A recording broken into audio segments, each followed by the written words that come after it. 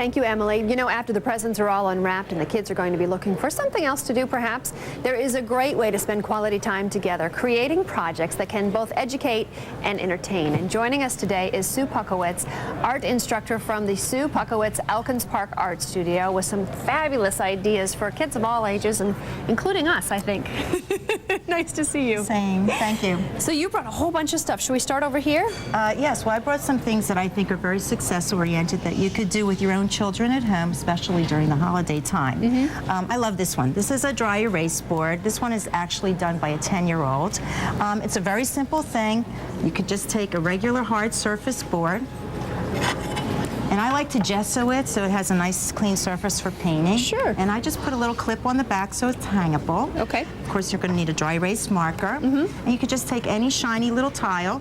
Oh, that's how you did that. That's the actual Sure. surface that you're writing on. Okay. Okay. And I also like to mount some kind of little ledge on the bottom. Like a tray for the... Yeah, something that the pin? the actual marker. Look at that. Aren't you smart? That's just a little picture frame. Thank you. Yeah. This is why you've been doing this for 25 years, right?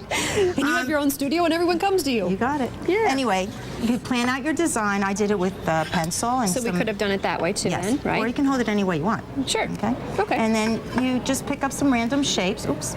You pick up some random shapes. You ask your child, okay, what could this become? Sure. And to one person it might be a bunny rabbit. To another person it might be a dog. Cute. Okay. And that'll give them some inspiration of what to do and put on their dry erase board. Okay. Here's a little spin on the same idea. Oh, you that's could just, darling. just use a little mirror, Yeah. put some hooks on the bottom, some mesh screen, and you could use it not only as a dry erase board, but also as a jewelry rack. Sure, because you have little earrings Yeah. here and over here, and you could probably hang your necklaces and things there. You got it. Okay, fantastic. I love that. These are all similar projects using just things you can use around the house, but they all have different takeoffs and functions. Okay. This is a brag rack or a show-off rack, and you could clip your children's artwork on it. That comes home from school. You know, you always want to make your kid feel like a superstar, Is that and this the certainly cutest? beats a refrigerator. That's Yeah, for it sure. sure does. And it all I- makes it special because that's the special Yeah. place it all goes. Just add some clips to it, add some shapes to it, and you have a wonderful rack. Oh, and also, you can make it into a coat rack or a hat rack as well. Oh, sure. Okay. Wonderful. I love this one.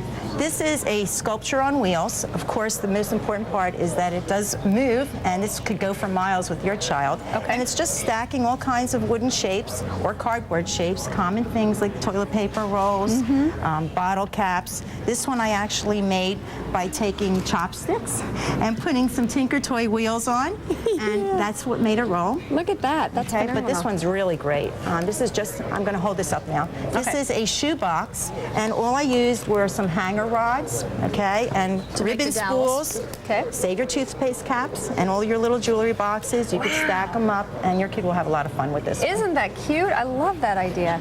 This And- one's fun too. I like that because sometimes, you know, Yes. as your child gets older, you've got all those building blocks that they don't really want to play with anymore. And I like what Ethan had done to this one. He actually put on a little hook, and I know he's made more since then. Oh, that's fun. And he rolls them around his Connects house. together. This is a tabletop tic-tac-toe, and I love this because it's and this is something the whole family could play with. Sure. You just use 4 corks on the bottom, put all your shapes on top, and I love the Sculpty players. These are made from a polymer clay, and it's such an easy to use. You could bake it in muddy, Sure, and it's it's very fun. And then one kid, it's a nice hard piece that you'll have forever. Yes. Okay. And I like these S-oriented. They're easy to do because they're functional, and you can play with them. They have a lot of longevity. A lot of characters. Yeah. Sue, this is fantastic. You've given us some great ideas to help entertain the kids. Sue Puchowitz is what a phenomenal artist. She's been doing this for like 25 years now. If you would like information on her, if you have a question for her, or if you would some more information about the projects that you saw here today, you can contact Sue through our website, cn8.tv/yourmorning. Thank you very much for being That here. was wonderful. Thank you. I Happy holiday. appreciate it. You too.